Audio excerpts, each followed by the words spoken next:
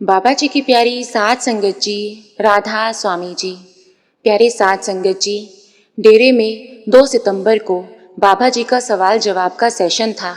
बाबा जी पूरे 4 बजे पंडाल में पहुंच गए थे। संगत जी, बाबा जी से सबसे पहले प्रश्न एक बुजुर्ग ने पूछा।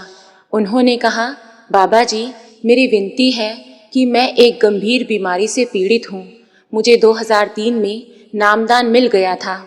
मेरी पत्नी और मैं बहुत तकलीफ से गुजरे हैं। वो 50 साल से संत मत से जुड़ी हुई है, परंतु मेरी बीमारी के कारण वो आपके सत्संग लगातार नहीं सुन पाई, इसलिए उसको नामदान की पर्ची नहीं मिली। कृपया उस पर नामदान की कृपा कीजिए। इस पर बाबा जी ने जवाब दिया कि इसके लिए आप नामदान के इंचार्ज से मिलिए। संगत जी, दूसरा प्रश्न उन्होंने पूछा कि क्या मैं लेटकर भजन सुमिरन कर सकता हूँ, क्योंकि मेरे लिए बैठना मुश्किल है।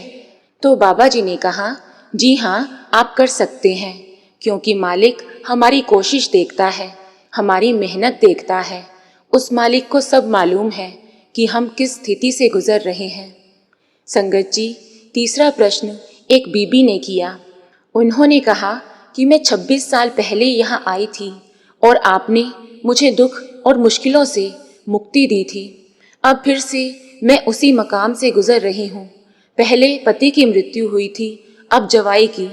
तब मेरे सतगुरु ने मुझे ताकत दी थी, अब भी वही ताकत बख्शो।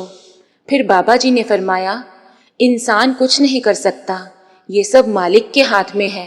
हमारा दायरा बहुत छोटा है, इसलिए हम बहुत जल्दी घबरा जाते हैं। हमें मालिक के भाने में रहना चाहिए। हम मालिक पर विश्वास रखेंगे तो वो भी हमें ताकत देगा। फिर वह बीबी बोली, बाबा जी, मैं 3 भागों में बंट चुकी हूँ। बेटी का ससुराल, अपना घर और संगत कहती है कि सेवा में लगो। मुझे समझ नहीं आता कि मैं क्या करूँ। तो बाबा जी ने फरमाया कि पहले अपनी जिम्मेदारियां निभाओ, वो निभाने के बाद सेवा पर ध्यान देना। अगला प्रश्न एक बीबी ने पूछा कि बार बार क्यों हमें जन्म लेना पड़ता है और बार बार क्यों मृत्यु होती है। उसका प्रश्न सुनकर बाबा जी हंसने लगे और संगत भी हंसने लगी। बाबा जी ने फरमाया कि ये सब कर्मों का हिसाब किताब है। मालिक ने अगर हमें यहाँ भेजा है तो कुछ सोच समझकर ही भेजा है। हमें अपनी जिम्मेदारियां पूरी करनी है। अपनी तरफ से हमें सभी काम सही करने हैं, तो मालिक बार बार हमें नहीं भेजेंगे और जन्म मरण के चक्कर से हमें छुटकारा दे देंगे। संगत जी, अगला प्रश्न एक लड़के ने पूछा कि बाबा जी, 3 साल से मैंने शेयर मार्केट में लॉस और प्रॉफिट देखा है, समझ नहीं आता कि क्या करूं। इस पर बाबा जी ने फरमाया कि अपने माता पिता की सलाह से काम करो। माँ बाप हमारी कमजोरी जानते हैं, वे हमें सही रास्ते पर डालेंगे। मेहनत करके और दिल लगाकर अपना काम करो। संगत जी, अगला प्रश्न एक लड़के ने पूछा, बाबा जी, मैं बड़ी कोशिश करता हूँ ध्यान करने की, लेकिन समझ नहीं आता कि मन पर काबू कैसे पाऊं। तो बाबा जी ने कहा, कोई भी काम मेहनत बगैर नहीं होता। मेहनत करोगे तो फल भी जरूर मिलेगा। हमें अपनी मेहनत नहीं छोड़नी।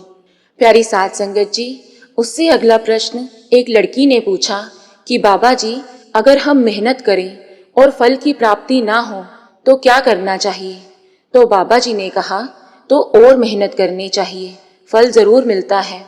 फिर उस लड़की ने पूछा, बाबा जी, जो नकल मारकर चीटिंग करके आगे बढ़ जाते हैं, तरक्की प्राप्त कर लेते हैं, उनका क्या। तो बाबा जी ने फरमाया, बेटा, हिसाब किताब तो देना ही पड़ेगा। हमें अपनी नींव सच पर रखनी चाहिए। गलत काम करके हम यहाँ तो तरक्की पा सकते हैं। चीटिंग से इस जन्म में तो सफलता मिल सकती है, लेकिन आगे जाकर तो हिसाब देना ही पड़ेगा। तो बाबा जी से अगला प्रश्न एक भाई ने पूछा कि बाबा जी, बचपन से हम सुनते आए हैं कि गुरु बिना पत नहीं। हमारा आपसे मिलाप तो हो गया, बहुत अच्छा हुआ, लेकिन गुरबाणी में पूरे गुरु की बात कही गई है। अब पूरा गुरु क्या होता है, इस बात का पता हमें कैसे लगे। और गुरबानी में ये भी बताया गया है कि अंधे अंधा ठेलिया, दो कूप परंतु इसका मतलब ये हुआ कि अंधे के पीछे जाकर हम भी उसी अवस्था में पहुंच जाएंगे। इस पर बाबा जी ने फरमाया कि ये तो वही बात हुई कि हमने पढ़ाई करनी है, लेकिन उससे पहले हम अध्यापक का इंटरव्यू लेंगे। बेटा, अगर हम इतने ही समझदार होते फिर हमें गुरु की क्या जरूरत थी। अगर हम भजन बंदगी करेंगे तो जरूर सफल होंगे।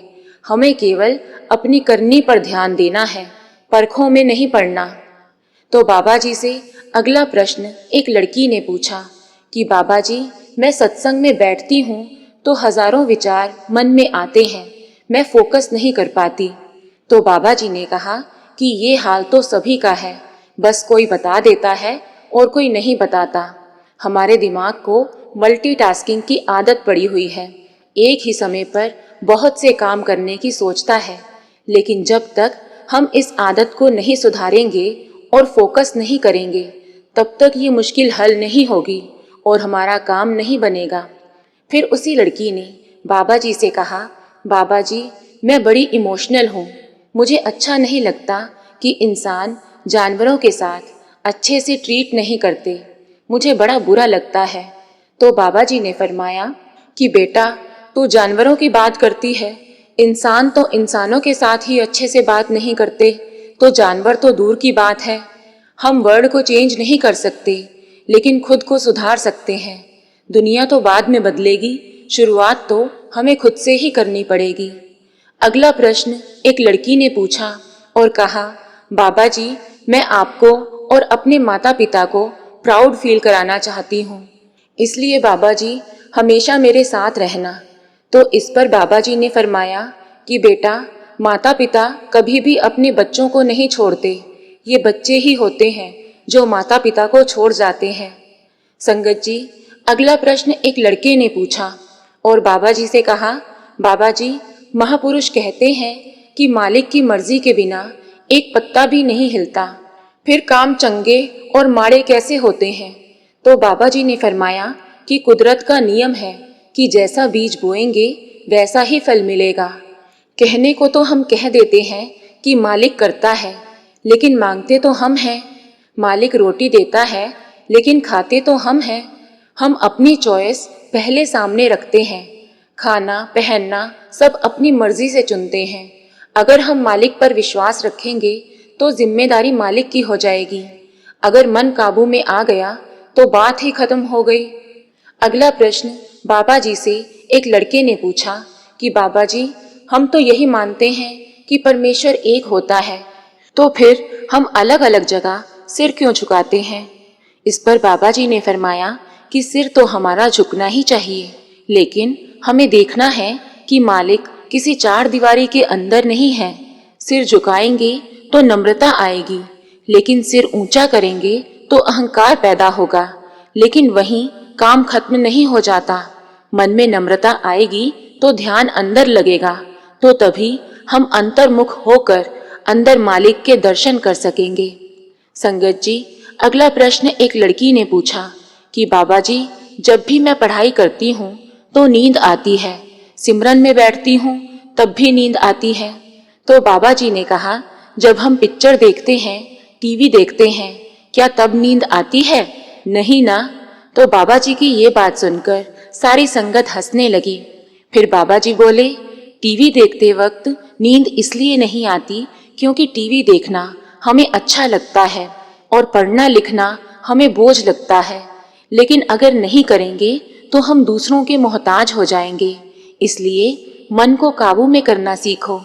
अगला प्रश्न एक लड़की ने पूछा और बाबा जी से कहा कि बाबा जी, मेरे परिवार के सारे लोग सत्संग में आते हैं, लेकिन मेरे पापा नहीं आते। मैं उनको कहती हूँ कि चलो सत्संग में, लेकिन वो कहते हैं कि जब बाबा जी बुलाएंगे तभी मैं जाऊंगा। ये बात सुनकर बाबा जी हंसने लगे। फिर बाबा जी ने फरमाया कि परिवार के सारे लोग मिलकर उन्हें एक रस्सी से बांधकर सत्संग में ले आओ, फिर वो कुछ नहीं कर पाएंगे। बाबा जी का ये जवाब सुनकर सारी संगत भी हंसने लगी।